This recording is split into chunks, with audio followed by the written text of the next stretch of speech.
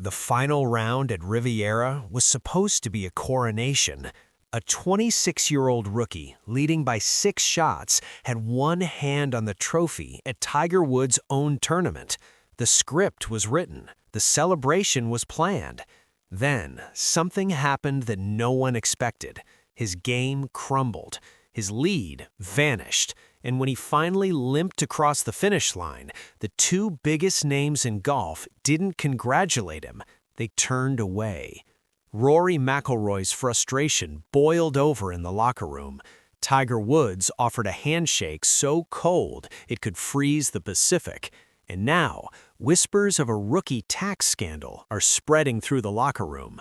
What really happened on that 18th green? And why are the game's legends refusing to welcome their new champion? Subscribe for the full story of the Genesis Invitational controversy that has the golf world divided. Rory McIlroy walked off the 18th green with his head down. He'd just done something remarkable, draining a 30-foot birdie putt on the final hole to tie for second, a shot that earned him an extra $600,000. The crowd erupted. Tiger Woods, watching from the hill behind the green, allowed himself a small smile. But when McIlroy reached the scoring area, the expression on his face told a different story. This wasn't a celebration. This was an autopsy. I'll rue basically all 18 holes yesterday and then the front 9 today, like 27 holes where I failed to capitalize on the chances I gave myself, McIlroy said afterward. The numbers backed him up. He'd missed an 11-foot eagle putt on the first hole, a 10-foot birdie on the 4th, a 5-foot par putt on the 6th, an 8-foot birdie on the 8th, a 6-foot birdie on the 9th. One after another, the putts slipped by. By the time McIlroy finally found his stroke on the back 9, it was too late. Bridgeman was already crumbling, but McIlroy couldn't apply the pressure early enough to make it matter. When I'm not doing anything to put pressure on him, he sees that, McIlroy reflected. I've had this before when I had a big lead, and the guy that's playing with me isn't putting pressure on, and then the guys in front are. That was the part that seemed to gnaw at him, not just the missed putts, but the missed opportunity. A 6-shot deficit on Sunday against a rookie, this was the kind of situation McIlroy had turned into victory dozens of times. Instead, he watched from the fairway as Kurt Kitayama and Adam Scott made the real charges. Kitayama shot 64, Scott shot 63, and McIlroy, he was stuck in neutral, his putter colder than the Pacific wind. But if McIlroy's frustration was visible, the real shock came from the man on the hill. Tiger Woods had watched the entire drama unfold from his perch behind the 18th. When Bridgeman's final 3-footer dropped, the crowd roared. Tiger stood motionless. The moment Bridgeman walked off the green, he looked toward the hill where Tiger had been standing. The cameras caught everything. Tiger extended his hand. Bridgeman reached for it. What happened next lasted less than 2 seconds, a handshake so brief, so devoid of warmth that social media exploded within minutes. It was like shaking hands with a mannequin, one fan tweeted. Tiger looked like he'd rather be anywhere else, another wrote. The contrast couldn't have been starker. Minutes earlier, when McIlroy had drained his 30-footer, Tiger's face had softened, almost smiled. For Bridgeman, nothing, just cold mechanical obligation. In the locker room afterward, witnesses described an uncomfortable scene. McIlroy and Tiger were huddled together, speaking in low tones. Bridgeman sat alone at his locker, his phone buzzing with congratulatory messages he seemed hesitant to read. When McIlroy finally walked over, the exchange was brief, a nod, a few words, nothing more.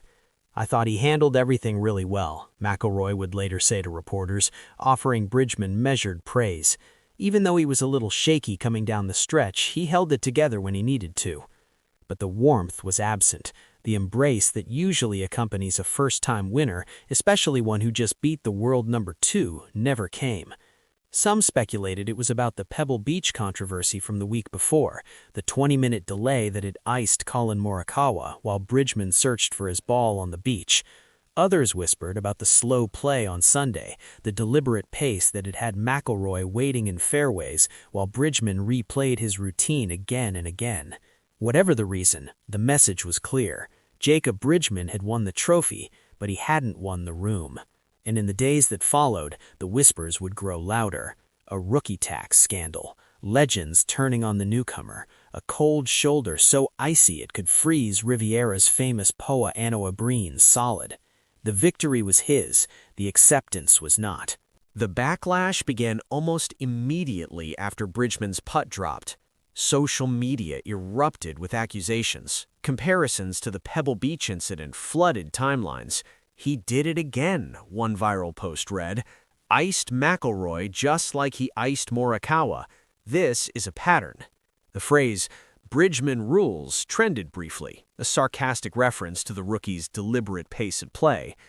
But the most surprising blow came from a completely unexpected direction.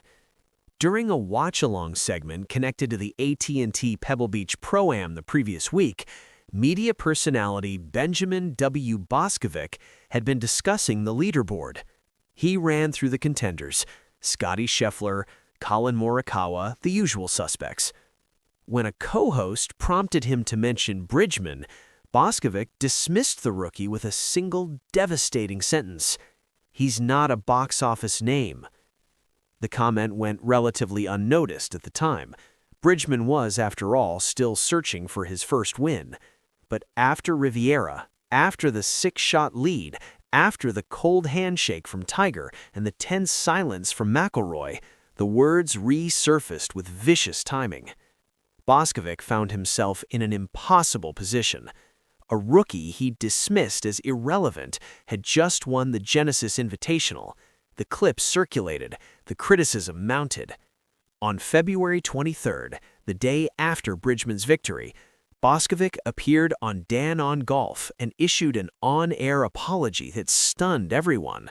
Looking directly into the camera, addressing Bridgman by name, he said, "When pressed by my co-host, Dan Rappaport, I stated, 'You are not a box office name. I regret these transgressions. They bring me great shame, and I'm sorry.'" An apology for a throwaway comment about a golfer. In an era of defended takes and doubled-down hot takes, Boscovic did something almost unheard of. He admitted he was wrong. The irony wasn't lost on anyone. A man who'd been accused of disrespecting the game's legends received an apology for being disrespected himself. The rookie who couldn't feel his hands on the final greens had just made an entire media personality eat crow on national television.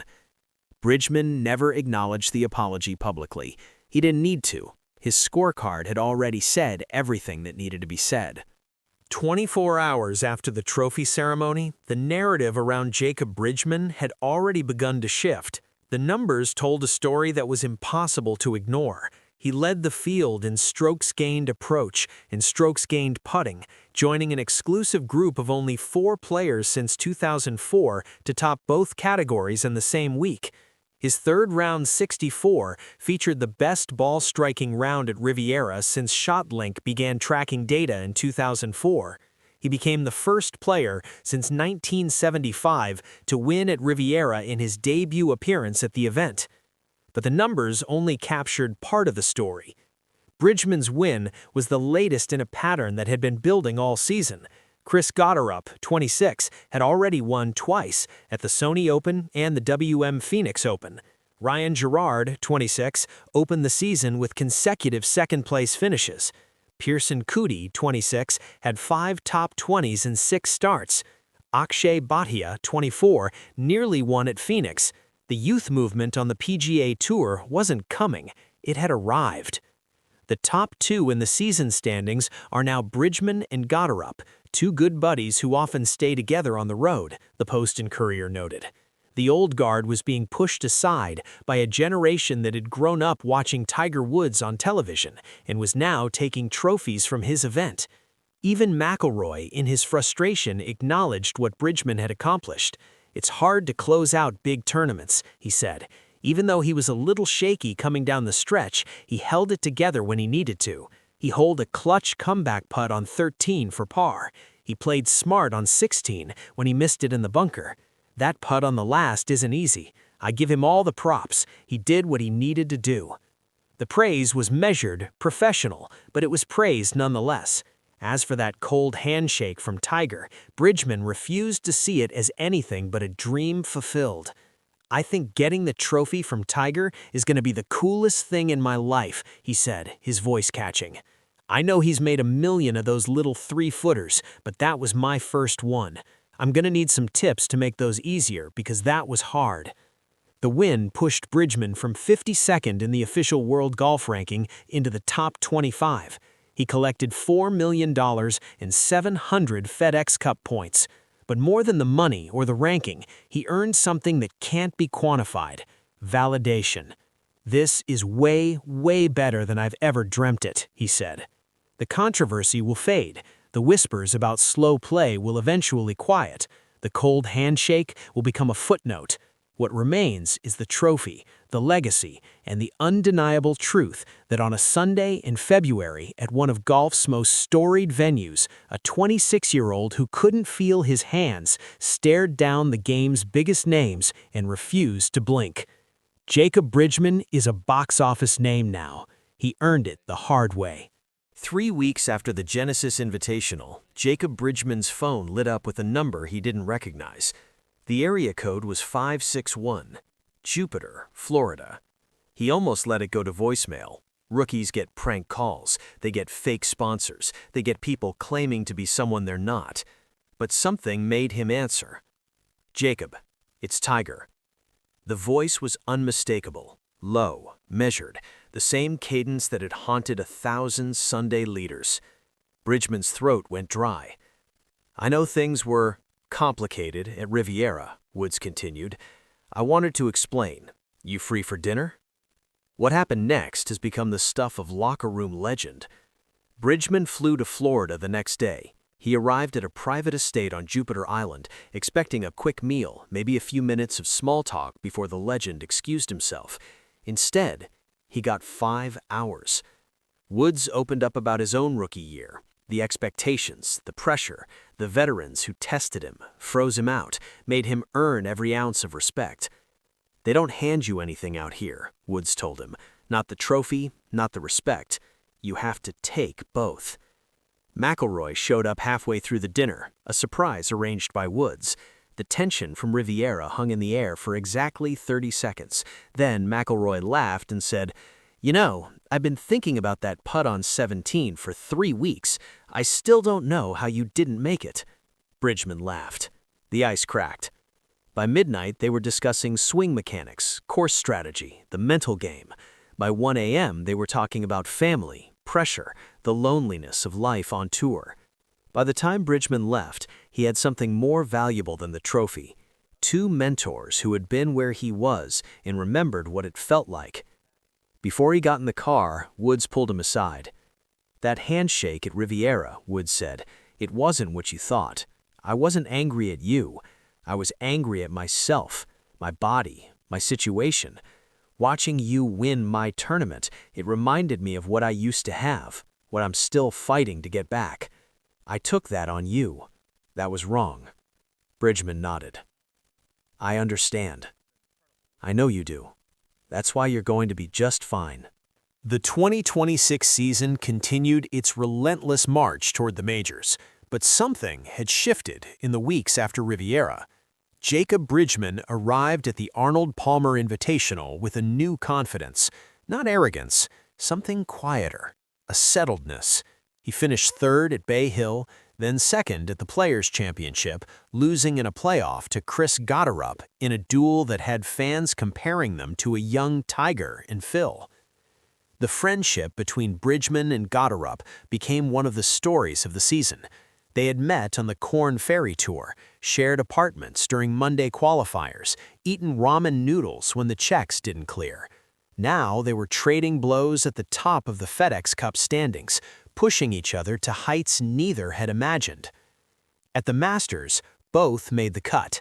Gotterup finished T12, Bridgman finished T8, closing with a 68 on Sunday that drew a quiet nod from Tiger, who watched from the clubhouse veranda. The cold handshake was ancient history. The dinner in Jupiter had done its work. By the time the Tour Championship arrived in August, the narrative had completed its arc. Bridgeman stood second in the FedEx Cup standings, behind Gotterup. The two friends would start the finale separated by just 347 points. The winner would take home $25 million. At the pre-tournament press conference, a reporter asked Bridgeman about that Sunday at Riviera, about the collapse, about the cold shoulder, about everything that had happened since. Bridgeman smiled. "I think about it every day," he said. "Not the bad stuff.